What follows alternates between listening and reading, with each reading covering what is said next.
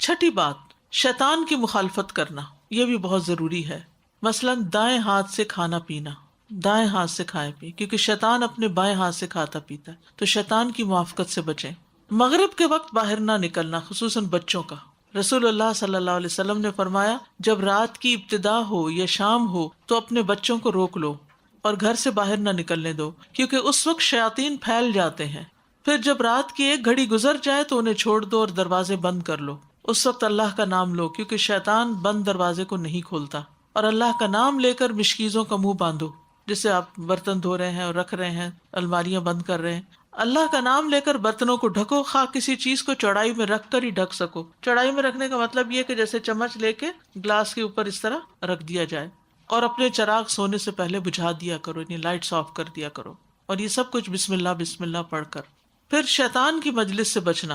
نبی صلی اللہ علیہ وسلم کے صحابہ میں سے ایک صحابی سے مروی ہے کہ نبی صلی اللہ علیہ وسلم نے کچھ دھوپ اور کچھ سائے میں بیٹھنے سے منع کیا ہے. یعنی ہم لوگ بعض اوقات اس طرح لیٹ جاتے ہیں نا کہ باقی بدن دھوپ میں اور سایہ صرف چہرے پہ یا اوپر کے حصے پہ، تو اس سے بھی منع کیا گیا ہے. سر کا جوڑا، یعنی بہت اونچے بال باندھنا. ابو سعید مقبوری سے روایت ہے کہ انہوں نے نبی صلی اللہ علیہ وسلم کے غلام ابو رافع کو دیکھا کہ وہ حسن بن علی رضی اللہ عنہ کے پاس سے گزرے جبکہ وہ نماز پڑھ رہے تھے. انہوں نے اپنی گدی میں اپنے بالوں کی چوٹی دھنسا رکھی تھی، یعنی اکٹھے کر کے وہ جمع کیے ہوئے تھے. تو ابو رافع نے اسے کھول دیا. اس پر حسن غصے سے ابو رافع کی طرف متوجہ ہوئے. تو ابو رافع نے ان سے کہا اپنی نماز پڑھیے اور غصہ نہ کیجیے.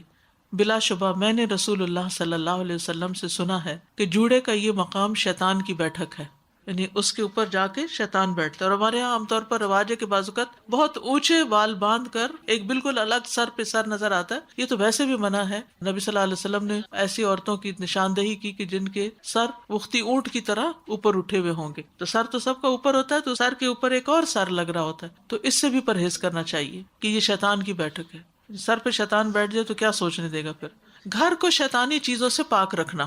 رسول اللہ صلی اللہ علیہ وسلم نے فرمایا گھنٹی شیطان کا باجا ہے. بعضوں کو تو ایسی ڈیکوریشن لگا لیتے، ہوا سے وہ گھنٹیاں بجتی رہتی ہیں. ان چیزوں سے بھی پرہیز کرنا چاہیے. رسول اللہ صلی اللہ علیہ وسلم نے فرمایا فرشتے اس گھر میں داخل نہیں ہوتے جہاں کتا اور تصویر ہو. پھر فضول خرچی سے بچنا، اسراف سے بچنا. ان المبذرین کانوا اخوان الشیاطین، کہ فضول خرچ شیطان کے بھائی ہوتے ہیں. وکان الشیطان لربہ کفورا، اور شیطان اپنے رب کا ناشکرا ہے. یعنی بلا ضرورت مال خرچ کرنا اور چیزوں کو ضائع کرنا. ہمارے ہاں یہ بہت رواج ہو گیا کہ جہاں ایک ٹیشو پیپر سے کام چلتا ہوا 2-3 نکال کے پھینکنا. پانی اتنا کھول دینا کہ ایک چمچ دھونا ہے اور پانی فل سپیڈ پہ کھولا ہوا ہے. اس کے طرف تکلیف بھی ہوتی ہے. پھر اسی طرح بلا ضرورت لائٹس آن کر کے چھوڑ دینا، گھر سے نکل جانا لائٹس پیچھے سے کھلی ہیں. تو یہ جو اسراف ہے، یعنی مال کا ضائع کرنا، ضرورت سے زیادہ خرچ کرنا، ضرورت سے زائد استعمال کسی بھی چیز کا، وہ بھی نقصان دہ ہے. وہ بھی شیطان کو دعوت دیتا ہے، وہ شیطان کو خوش کرتا ہے. برائی اور بے حیائی کے کاموں سے بچنا. کپڑے چینج کرتے وقت بھی بسم اللہ ضرور پڑھنی چاہیے. کپڑے اتار جی رہے ہاں ہیں ہم. بالکل. اور دوسرا یہ کہ اکثر گھروں میں وہ جو ٹرکی کی ایک چیز ملتی ہے ایول آئی، وہ نظر بد سے بچانے کے لیے لوگوں نے ٹانگی ہوئی ہوتی ہے، وہ بہت فیمس ہے اور وہ بھی ایک شرکیہ چیز وہ ہے. شرکیہ چیز ہے. بعض لوگ تو گلے میں لٹکائے ہوئے تو ہوتے ہیں وہ اس کو. ایول آئی کا کیا کانسیپٹ بنتا ہے پھر لٹکانے کا؟ یہ من گھڑت چیز ہے، اس کی کوئی حقیقت نہیں.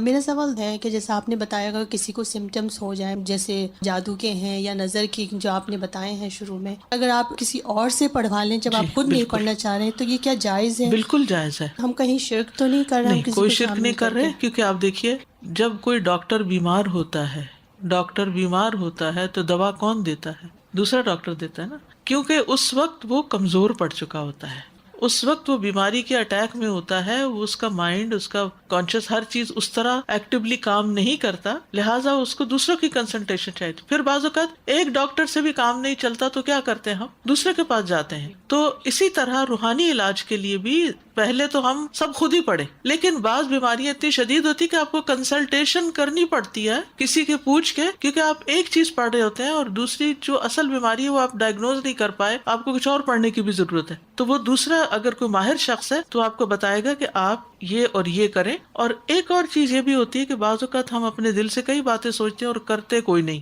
لیکن جب کوئی ہمیں خاص شخص کہہ دیتا ہے تو ہم اس کی بات کو، مثلا میرے لیے میرے والد کی بات ایسے ہوتی تھی، بس انہوں نے کہہ دیا، بس کہنا ہی کافی ہے، وہ تو میں نے کرنا ہی کرنا ہے.